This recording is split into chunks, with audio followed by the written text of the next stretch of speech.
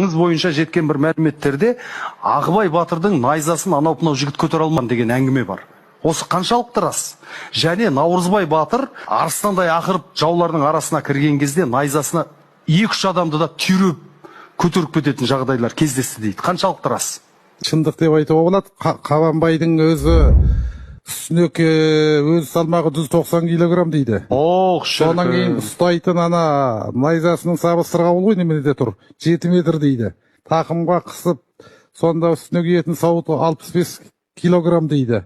Сонда ат шықпайды ғой соны көтеретін. Сонда 300-ден қу бас ат шығып, тақымын сонда атқа жарып дейді.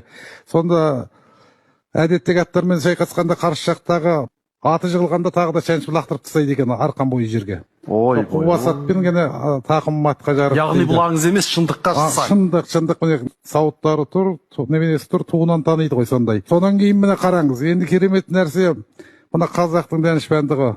Келе жатқан анау жігіттің күркіреген батырлықты даусынан таниды екен. Жүрек қуаты бар. Содан кейін жаңағы оның қимыл әрекетінен таниды екен, көзінен. Көзі жанып тұру керек. Мен жаңа соның бәрін ойлап отырып, мына жігіттерді бір жағы қайрап, бір жағы өссін деп балаларымыз ғой біздің енді. Осындай аңыздарды, батырлардың жүрген жолын, батырлардың сарқытын ішіп, сара жолымен жүретін болса, Қазақстанның маңдайалды мақтанышы болады.